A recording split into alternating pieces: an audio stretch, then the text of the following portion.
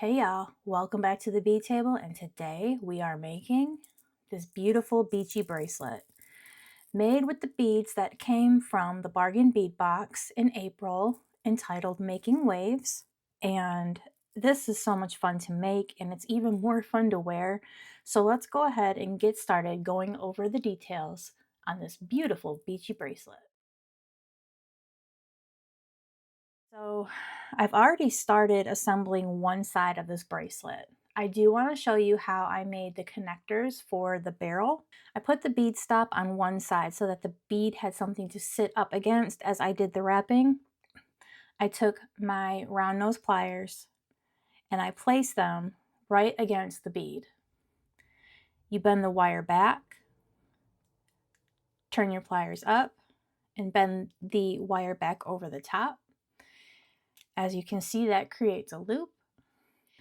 You reinsert them so that the wire is on the bottom portion of your round nose pliers, and then you just take the wire and you start wrapping around 3 or 4 times. I found that when I did it on the bracelet, I only had to do it 3. So you take out your pliers, take a pair of flush cutters, and you want to cut right up against the wire so that you only have a tiny pokey bit. Let me show you. Get this back on there. You take a pair of needle nose chain nose pliers and you kind of just pinch and turn. Just make sure that you keep the bead right up against your wrapping. You take your pliers and then you just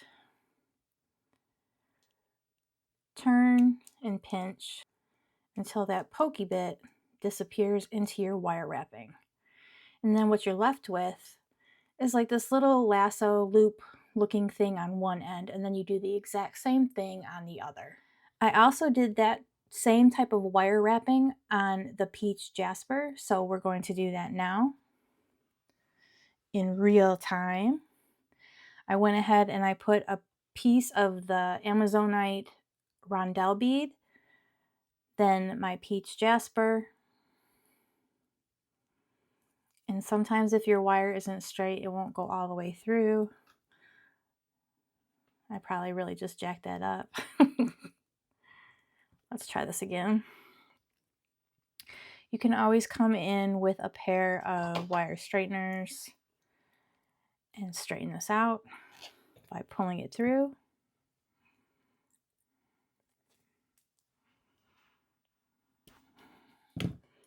There we go. Take our round nose pliers, bend it back, bend it forward, and then wrap it around. 1, 2, 3. I think 3 times is going to be the magic number. We want to make sure too that our loop is going to be big enough later for our wire guards to go through, and this one is, so that's good. I made that mistake earlier and had to start all the way over. Cut off the excess wire and then take our needle chain nose pliers and just tuck it in by squeezing and turning. So again, all the way up against the bead, bend it back, bend it forward, and then wrap. 1, 2, 3, and this one, nope, 3's good. Cut off the excess. And then pinch the pokey bit so that it gets moved under your wrapping and you are good to go. Now my loops don't match, so I'm going to get another pair of pliers and give it a twist. I want them pretty much to be laying the same way. This bracelet takes a total of 2 6-inch strands of beading wire. I've already attached the one. This is the other. I have it fed through a wire guard and a bead stopper, and I crimped it so now only the tail is exposed. We're going to connect it to our design that we just created.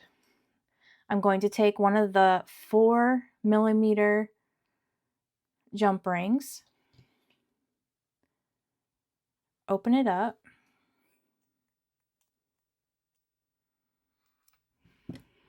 and then I'm going to feed the wire through and then attach the bracelet and close it.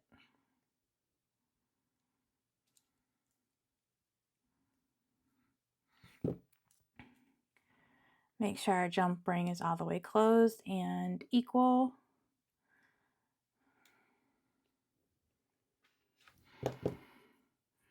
And now we have something that looks like this. What I want to do is I have a pattern, and let's use this bracelet that we made earlier as a reference. So the first thing that we're going to attach is this pebble stone. So I have one here. This came from the box. We'll feed it through the stone, and then when we bring it all the way down, we want to make sure that our tail goes through the bead as well. And there's still some there, but that's okay. Then we're going to take one of our stainless steel beads. These are 3mm beads, and feed that all the way down. And then we're going to do a bead cap and then one of the 6mm beads that were included in the box. Put on our first bead cap. There it goes. And then we're going to take one of the 6mm Amazonite beads and put it down, and then close it off with another bead cap.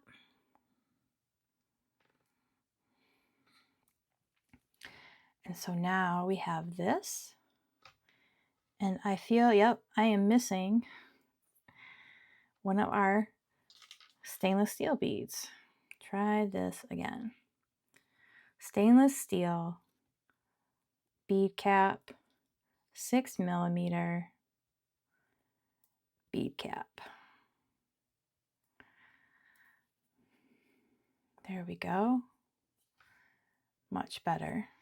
We're going to take another stainless steel bead and put it on there. And then next comes the pearl. So we'll feed that on. Another stainless steel. And then we're going to use one of the crystals that came with the box. I love this color, by the way. It's so pretty. And then we're going to close this end off. So to make these, all I did was take my round nose pliers. I have the wire snug in there, and I'm going to give it a turn, and I'm going to keep turning, and the wire is going to start wrapping around the top of the baseline. And I want this to go around 3 or 4 times. Then we're going to feed the tail through the little loop that we just made to make a little lasso. I hold on to one end with my bead straightening pliers so that it's the knot side on one side and the wire on the other, and then I just pull, and that's what makes the little decorative knot on the bottom. Now we can make our fringe. So the way that I did this, we've got one 8mm bead, one 6, a moonstone, and then we're going to do a trio. And that is going to be the Amazonite rondelle, the pink crystal, and the green crystal that all came with the box. So all you do is you feed your bead through the wire, or feed the wire through the bead, and then we're just going to do a series of making our loops with our round nose pliers. So we go bend back, bend forward, wrap around until you can't wrap anymore.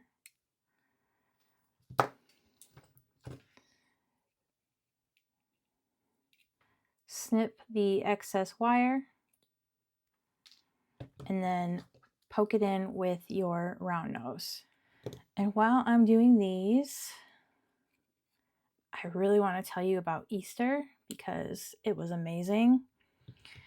We spent it with family and we decided that it was going to be a barbecue chicken dinner. And so they built this gigantic barbecue pit made out of bricks.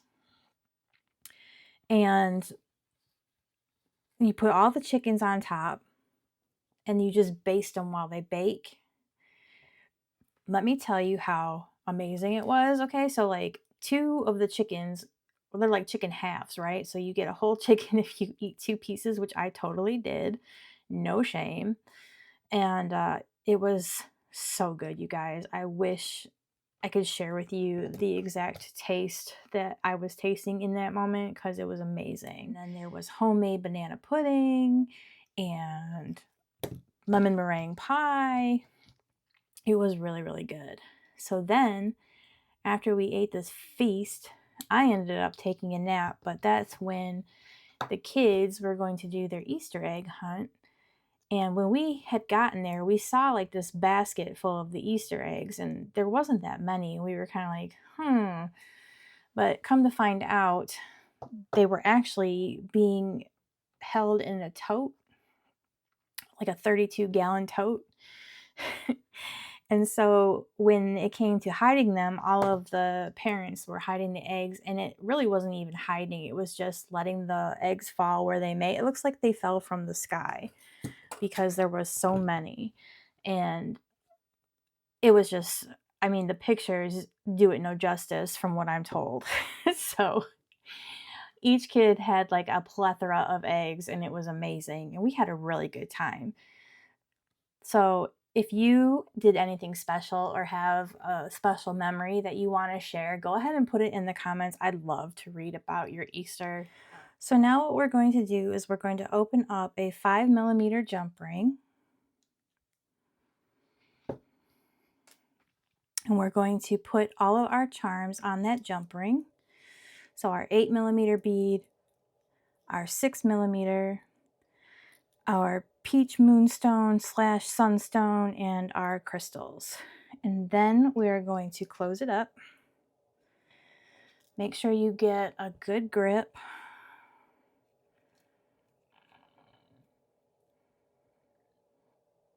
There we go. And then we're going to take our bracelet, and on the jump ring that connects the 2 pieces, we're going to put this jump ring on there. Maybe. I think I closed it up a little too much. I just don't want it to be super open because that's how all the charms fall off. I'm going to go ahead and I'm going to wrap the rest of these with the wire and then get them on the jump rings and attach them to the other side of the bracelet. Same thing on that center jump ring that connects the 2, and I will meet you right back.